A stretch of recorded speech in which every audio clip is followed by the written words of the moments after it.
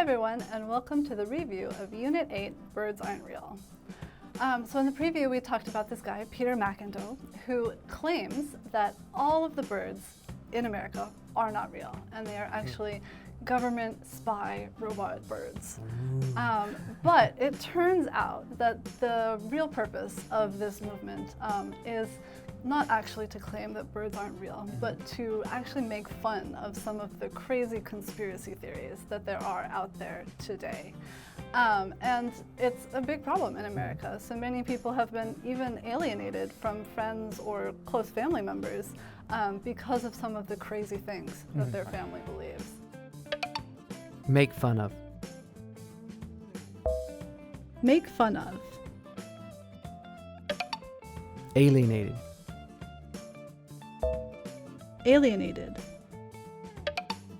So it's a big issue, and the birds aren't real is a kind of lighthearted way to enjoy or make fun of that situation that's going on.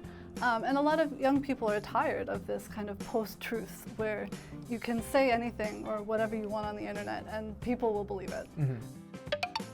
Post-truth. Post-truth.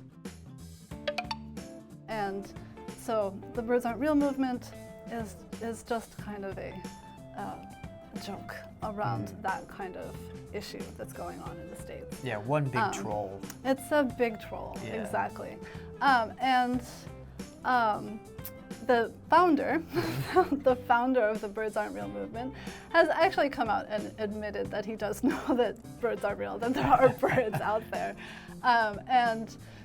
But some people do kind of still believe that he seriously thinks that birds are not real. So I don't know if all of the followers understand that he is kind of trolling and not serious about the issue. Who knows? Yeah. But what are some of those, conspiracy theories that you've heard that are not making fun, but people actually believe?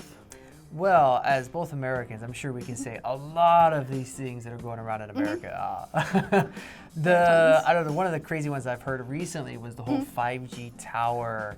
Kind of the new 5G waves are causing, the coronavirus very early, or this is some elaborate plan to like spy on people or access your brain.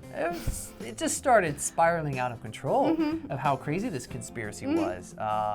And at that point, it's like, do you spend the time trying to debunk or disprove, or just let people be crazy, honestly? And one of my family members, I love her, my grandmother, kind of mentioned about that. And I was like, no, that's not real at all. And I tried to explain it to her. So almost some family division or some strife, but thankfully not too much. But yeah, that was a pretty crazy one that I heard. How about for you? Did you hear anything? There's tons of them. I had kind of an acquaintance, an old friend, who was posting stuff from QAnon. And QAnon is one of the big organizations in the US posting these kinds of conspiracy theories. And so I was reading some of the things, and when you get into that, it's really weird. So one of the things that they believe is that John F. Kennedy Jr. is still alive. And he is a Trump supporter, and he is going to come back and endorse Trump, and I think maybe be his vice president or something. I think that was supposed to happen 2 weeks ago, so people were gathering in Dallas. It was supposed to happen like a month ago. It's a long. They keep changing the date. Process. He's coming eventually. Eventually, he's coming.